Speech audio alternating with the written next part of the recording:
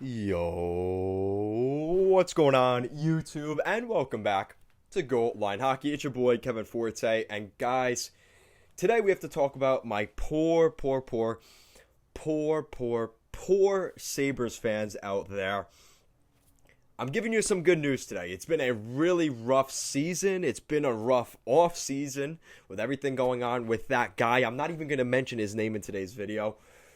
But the Buffalo Sabres, despite all of that, the future looks bright. And maybe you don't believe me, I'll convince you of that by the end of this video. Guys, so let's get right into it. So we're going to take a look at some of the key draft picks since the 2016 NHL draft that the Buffalo Sabres currently still have on the roster that we can expect to make an impact on this Sabres team for the foreseeable future. You look back in 2016, their second round pick, 33rd overall, Rasmus Darlene. He was a forward picked up in the SHL.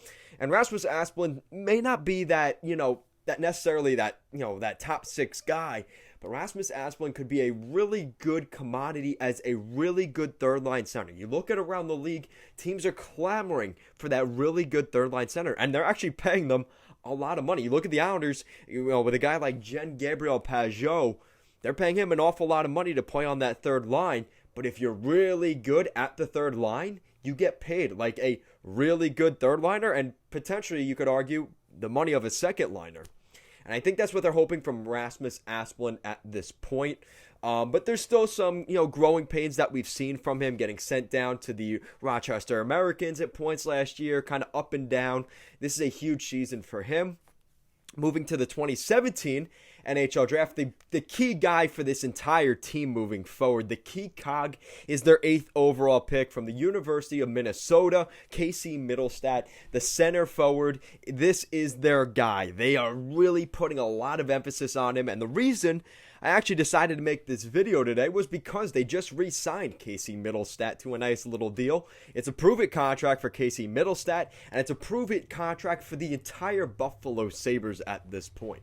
So Middlestadt, a huge piece that I'm going to harp on throughout this group in terms of their core, building around the core. Middlestadt is a huge piece of that, especially up front. In that same draft in 2017, their second round pick, 54th overall, Ukko-Pekka Luukkonen from the HPK from Europe. They're expecting him to really continue to develop and become a guy that, the Buffalo Sabres are hoping is their starting goaltender of the future. And I know that tag always gets thrown out there and it could be very dangerous, but I think Ukko-Pekka Luukkonen has a lot of intangibles that a lot of teams like in his form, the way he kind of moves around the crease. There's a lot of potential in him. He'll probably spend another season in the AHL with the Rochester Americans, as they have some other goaltenders to fill some voids this year, and they'll allow Luukkonen to come in next year and really take over that starting role. In that same draft, we also saw a little bit of this guy last season, their 4th round pick, 99th overall, Jacob Bryson. He played at Providence College, which, as a defenseman, and this is a guy that they're hoping maybe develops as a late round guy that turns into a maybe top 4 defenseman. And Jacob Bryson was by no means this great defenseman last year, but he was one of the few bright spots from the Sabres last year. And I think Jacob Bryson is a guy that you can build off of going into the future. I think that's what the Sabres are hoping from him.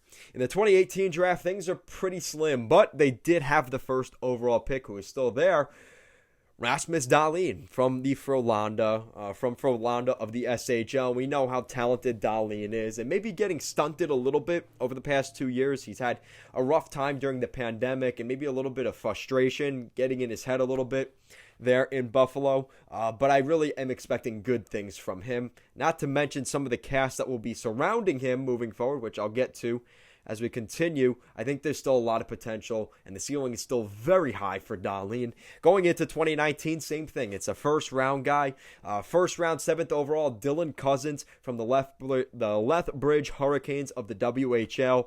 He was kind of going to be the replacement to Ryan O'Reilly. That's really what they were hoping from Dylan Cozens. I think that's still the expectation of Cozens. Again, he had a little bit of a bumpy road last season with the Sabres, but now in year 2, his first full season in Buffalo, maybe he could get his feet a little bit more under him and be ready for training camp this year. Know what he's expecting to get into. I think it could be good.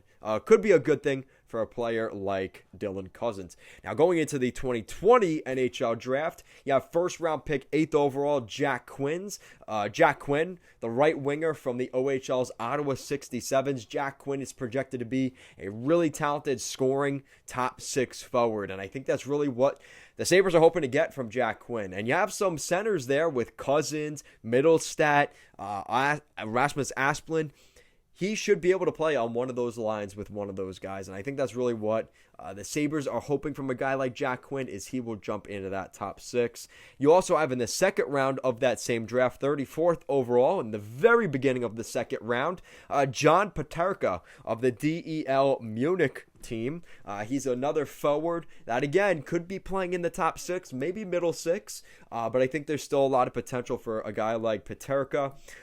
In the 2021 NHL Draft, this summer's draft, obviously at first overall, you have right shot defenseman Owen Power from the University of Michigan. He'll be returning to the University of Michigan this year.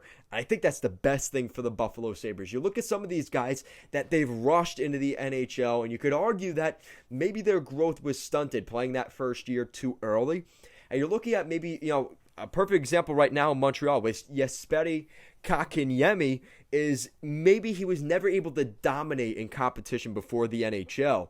Allow Owen Power to go back to Michigan, get some winning under his belt, really get that vibe of, I like winning, I like this is nice, kind of like a drug.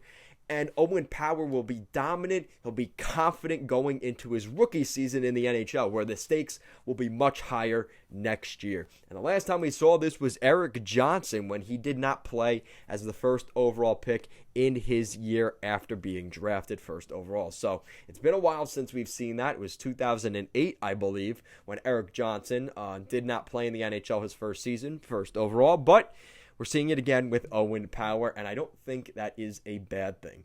You're also looking at the same draft in the first round, 14th overall, Isaac Rosen, the right winger from the SHL's Alexans. This is a guy that they're hoping, again, can jump into that top 6.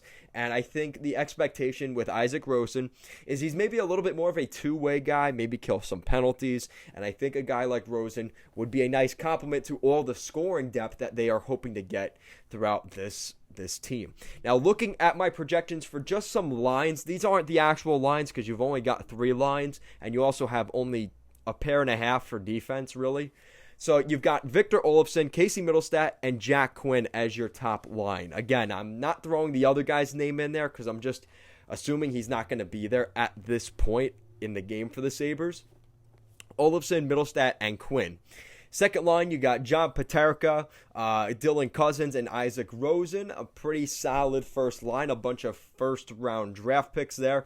And then the third line, you have a guy like Nhl Drafting, who we're hoping to see a little bit more from in that trade from the Florida Panthers. They're hoping he steps in as a guy they picked up in the Sam Bennett trade, Rasmus Darlene, and Tage Thompson, who will still hopefully be a part of the organization. He's definitely slowed his development since they got him from the St. Louis Blues, but I think they're hoping that this is a guy that continues to develop and could become that checking third line, power forward-esque guy alongside guys like Asplund and Salinen. Now, looking at the defense, the top pair, and this one's very exciting, Rasmus Darlene and Owen Power, two first overall draft picks in 3 years playing on the same defensive pair. That is deadly, and I'm really looking forward to seeing that at some point in the near future with these two guys. They are just super talented, and Owen Power and Rasmus Darlene, oh man, that looks really good right now. And then you also got Jacob Bryson, who we talked about. I think he could fill out a spot on that top 4 pairing. And then in between the pipes, you got Ukko-Pekka Luukkonen as your goaltender. And you also have Devin Levi, the guy they picked up in the trade with Sam Reinhart. I meant not Sam Bennett. I said Sam Bennett earlier. Sam Reinhart.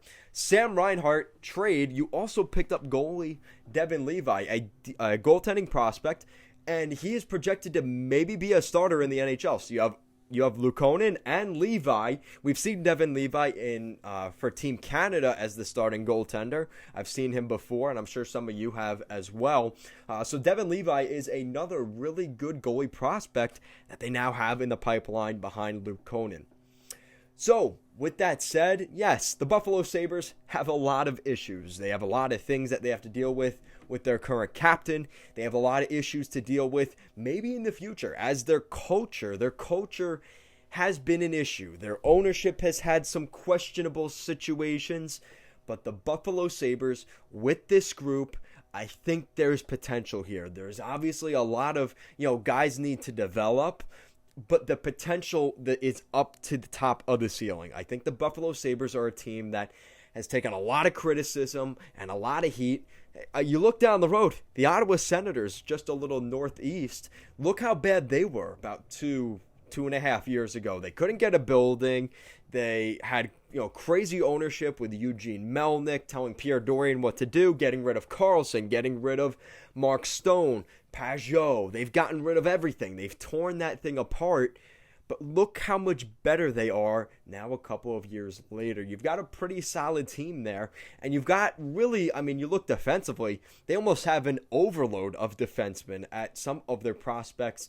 And hopefully the Buffalo Sabres will be in that same position.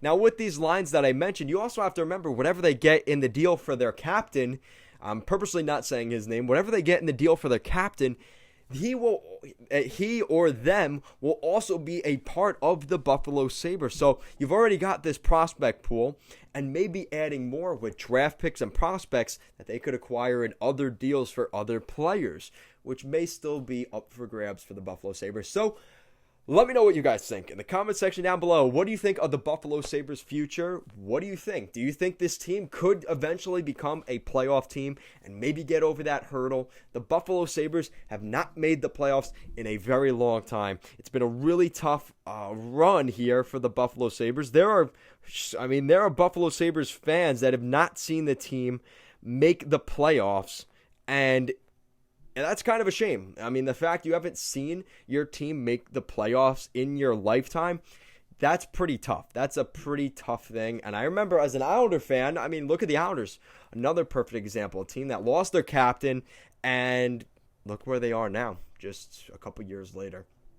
The last time they made the playoffs was the 2010-2011 team in the Northeast Division. That no longer exists. That hasn't existed since a decade ago at this point. So it's been a really rough run for the Buffalo Sabres, but let me know what you guys think down below. And if you guys like what we're doing here at Goal Line Hockey, want to see the latest news around the NHL and more videos just like this one, make sure to give this video a big thumbs up and an even bigger subscribe down below. Guys, as always, thank you so much for watching this video, and I will see you again next time.